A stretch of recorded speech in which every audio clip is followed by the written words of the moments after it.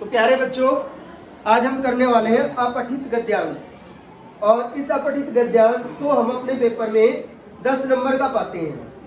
इन 10 नंबरों को लेना बहुत आसान होता है। आइए हम देखते हैं अपठित गद्यांश। पहले हम इस गद्यांश को पूरा पढ़ेंगे। तर्वः अस्माकं जीवने सुखमयं कुर्वन्ति। वृक्ष, तर्वः वृक्ष हमारे जीवन को सुखी बनाते हैं, परंतु अधुना वृक्षाणां संख्या प्रतिदिनं अत्यल्पा जायते। लेकिन आज हर रोज वृक्षों की संख्या कम होती जा रही है। ऐसा स्थिति चिंतनीय अस्ति। और जो स्थिति है ये चिंता का विषय है। हम देखते हैं कि हर रोज पेड़ काटे जा रहे हैं, उनकी जगह नए पेड़ नहीं लगाए जा रहे। तो इस तरह से एक दिन सारे पेड़ कट जाएंगे और हमारे पास क्या बचेगा? खाली कंक्रीट के बने हुए जंगल, ऊंची ऊंची बिल्डिंगें, फैक्ट्रियां, फिर हमारे सांस लेने में दिक्कत हो जाएगी। पर्यावरण से रक्षणाय, पर्यावरण की रक्षा के लिए हरित वृक्षाणां महती आवश्यकता वर्तते। हरित मतलब होता है हरा। पर्यावरण की रक्षा के लिए हरे वृक्षों की सुरक्षा करना हमारे लिए सबसे आवश्यक है।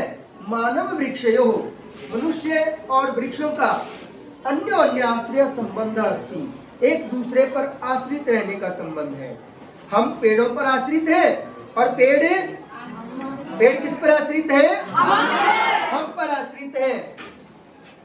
वृक्षाणां जीवनमेव अस्माकं जीवनम। पेड़ों का जीवन ही हमारा जीवन है। अगर पेड़ जीवित रहेंगे तो हम जीवित रहेंगे, और अगर पेड़ नहीं रहे तो हमारा क्या होगा? मानव सभ्यताया रक्षणार्थम, मानव सभ्यता की रक्षा के लिए वृक्षाणाम रक्षा अस्माभिः करणीया। वृक्षों की रक्षा हमें करनी पड़ेगी। अगर हम वृक्षों की रक्षा नहीं करेंगे तो हमारी रक्षा कौन करेगा? कोई भी नहीं करेगा। अतएव उच्यते, इसलिए कहा जाता है वृक्षो रक्षति रक्षितः। वृक्षो रक्षति रक्षितः। अगर हम वृक्षों की रक्षा करेंगे तो वृक्ष हमारी रक्षा करेंगे। इसकी हमने हिंदी देखी, और इस हिंदी को देखने के बाद हम देखते हैं प्रश्न है इसमें एक पदेन उत्तरतः, एक पद में उत्तर देना है। अब समस्या हमारे साथ आती है कि हम एक पद ढूंढ नहीं पाते हैं। कई बार जिसने अच्छे से पढ़ा है वो ढूंढ पाएगा, जो अच्छे से नहीं पढ़ पाता संस्कृत को वो नहीं ढूंढ पाएगा। तो उसको क्या करना है? लाइन में देखो, ये प्रश्न जो है पूरा, इसके शब्दों को मिलाओ इस पैराग्राफ में। जहां भी ये शब्द मिल जाए उस पूरी लाइन को उठा के लिखो। और पूरी लाइन जब हम लिख देंगे तो हमारा उत्तर किस में आ गया? उस लाइन में, और हमें पता भी नहीं चला कि हमने उत्तर को कब लिख दिया है। देखिए कि अस्माकं जीवनम सुखमयं कुर्वन्ति। हमारे जीवन को सुखी कौन बनाते हैं? वृक्ष। और वृक्ष के लिए लाइन में क्या आया है? तर्वः। तो हमारे पहले प्रश्न का उत्तर है तर्वः। देखिए अगला प्रश्न, अधुना केषां संख्या प्रतिदिनं न्यूना जायते। आज किसकी संख्या हर रोज घट रही है? इसकी लाइन को देखो एक बार, पूरी लाइन को इसमें मिला के देखो तो यहाँ वाली लाइन मिलती है। तो हमने किसका लिखना है? ये वृक्षाणाम। उत्तर क्या होगा? वृक्षाणाम। किसकी संख्या? वृक्षों की। क रक्षति रक्षितः, क रक्षति रक्षितः। हम किसकी रक्षा करेंगे? जो हमारी रक्षा करेगा। लास्ट वाली लाइन हम देखते हैं, वृक्षो रक्षति रक्षितः। तो यहाँ से इसका उत्तर कौन होगा? वृक्ष। उत्तर क्या हुआ? वृक्ष। और इसके बाद चौथा प्रश्न देखिए, पर्यावरण से रक्षणाय, पर्यावरण की रक्षा के लिए केषां महती आवश्यकता वर्तते। अब ये लाइन ढूंढो, कहाँ पर है? आई कहीं पे? कहाँ पर आई? ढूंढो। ये वाली लाइन है। पर्यावरण से रक्षणाय हरित वृक्षाणां महती आवश्यकता वर्तते। तो इसका उत्तर क्या होगा? हरित वृक्षाणां। हरित वृक्षाणां। ठीक है। अब दूसरा जो प्रश्न होता है वो होता है पूर्ण वाक्य में उत्तरतर, पूरे वाक्य में उत्तर देना है। और इसमें भी हमने ऐसे ही करना है, प्रश्न को पढ़ो, लाइन को मिलाओ और पूरी लाइन लिख डालो, हमारा उत्तर आ जाएगा। कयो अन्य आश्रय संबंध अस्ति, किसका एक दूसरे के साथ आश्रय का संबंध है। अब ये लाइन ढूंढो, कहाँ पर है, यहाँ पर है। मानव वृक्षयो अन्योन्य संबंध अस्ति, तो हमारा उत्तर कहाँ पर आ गया, यहाँ से लेकर और यहाँ तक हमारे प्रश्न का उत्तर बन जाएगा। दूसरा प्रश्न देखिए, कस्या रक्षणार्थम, किसकी रक्षा के लिए, वृक्षाणाम रक्षा अस्माभिः करणीया, वृक्षों की रक्षा हमें करनी चाहिए।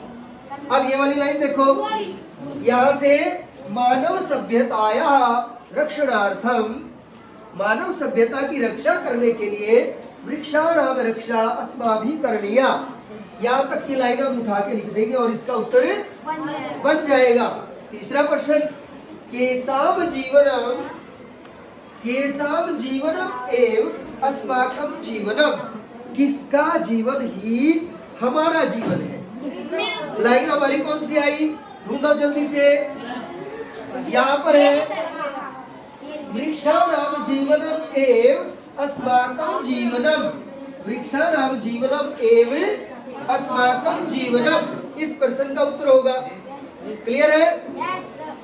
फिर तीसरा प्रश्न जो होता है उसमें होता है यथा निर्देश, जो पूछा जाए वही बता देना है। इसमें क्या पूछते हैं, या तो क्रिया शब्द पूछते हैं, या फिर कर्ता पूछते हैं, या विशेषण पूछते हैं, या फिर अव्यय पूछते हैं।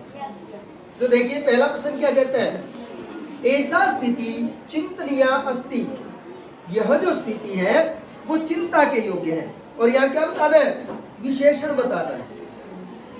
क्या बताना है, विशेषण।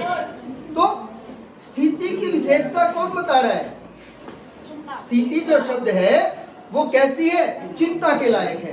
तो उत्तर क्या बना, चिंतनीय। उत्तर क्या है, चिंतनीय। अति न्यूना, बहुत कम, इत्यस्य किम पर्याय पदम प्रयुक्तम, अति न्यूना, बहुत कम के लिए इस गद्यांश में कौन सा शब्द प्रयोग किया गया है। कौन सा शब्द है, अत्यल्पा। कौन सा आ गया, अत्यल्पा। और ये कहाँ पर है, यहाँ पर है, अत्यल्पा। तरवः अस्माकं जीवनम सुखमयम कुर्वन्ति, वृक्ष हमारे जीवन को सुखी बनाते हैं। यहाँ पर क्रिया क्या है, क्रिया जो होती है वो धातु से बनी होती है। अब यहाँ धातु से बनी हुई चीज क्या है, कुर्वन्ति। तो उत्तर क्या हुआ, कुर्वन्ति।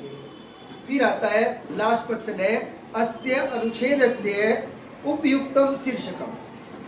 अब जैसे हमारा नाम होता है, किसी जगह का नाम होता है, उसी प्रकार से हमने इस गद्यांश का नाम रखना है।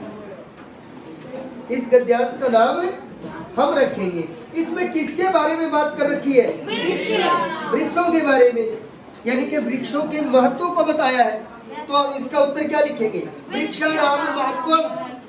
उत्तर क्या होगा, वृक्षाणाम महत्वम, वृक्षाणाम महत्वम। और अगर हम वृक्षाणाम महत्वम ना लिखे तो हम एक और लिख सकते हैं, वृक्षः। अकेला क्या लिखेंगे, वृक्षः। ये भी हमारा ठीक होगा। ये दोनों में से हम कोई भी लिखेंगे तो ठीक होगा और हमारे अंक पूरे आएंगे। तो इस तरह से है ना, 10 नंबर लेना बहुत आसान। क्लियर, कर लोगे सब, ठीक है।